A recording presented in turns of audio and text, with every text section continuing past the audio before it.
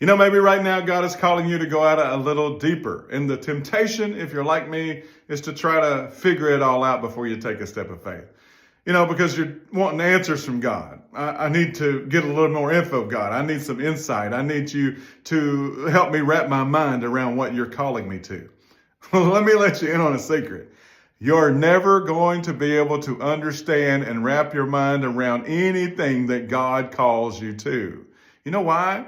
You're a human being and his ways are much higher than your ways. And let's be honest. If you could truly wrap your mind around what God is calling you to before you ever take a step of faith toward it, then how good can that really be anyway? The infinite God that breathes stars into existence is going to call you to something that you can understand without his guidance, without his help, without his wisdom. Well, that's kind of lame. You see, I figured this out, that I serve a mind-blowing God that thinks and does much higher than I could ever imagine. And if that God asks me to be a part of anything, even if it's plugging potholes on the roads or picking up trash at the fairgrounds or whatever it is, if God has invited me, I don't think I should question that.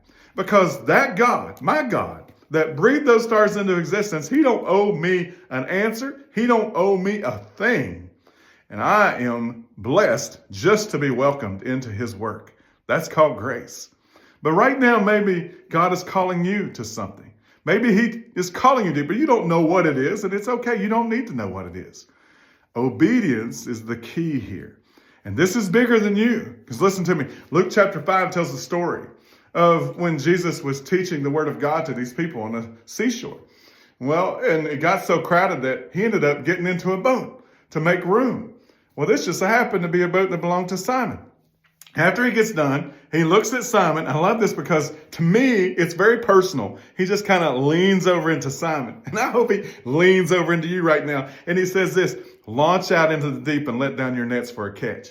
Well, listen now, you know the story. Simon's like, oh, we've been out all night, man. We ain't caught a thing.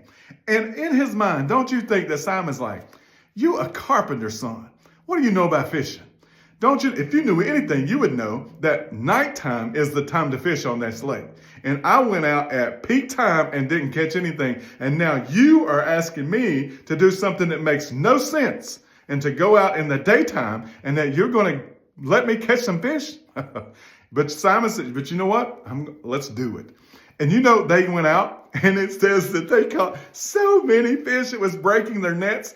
And I love this part because I believe when we step out in obedience to trust an infinite God, and that he doesn't give us all the details, but it's kind of exciting that he does it. Because when we step out in obedience, God meets our obedience with his blessing. And the blessings can be so great that we have to call in backups. Because Simon, because of the weight of the blessing, he had to call in the other fishermen to come over so that they could also get the fish in their boats. And since there were so many, the boats were sinking.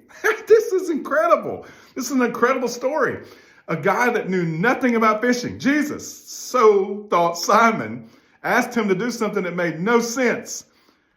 Maybe that same God is asking you to do something that makes absolutely no sense to you.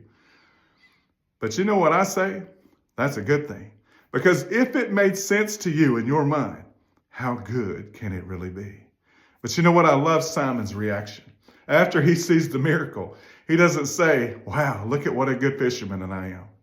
No, instead, it says that he fell to his knees in that boat. This rugged man, this fisherman, he fell to his knees and he looked at Jesus and he said, depart from me, for I'm a sinful man.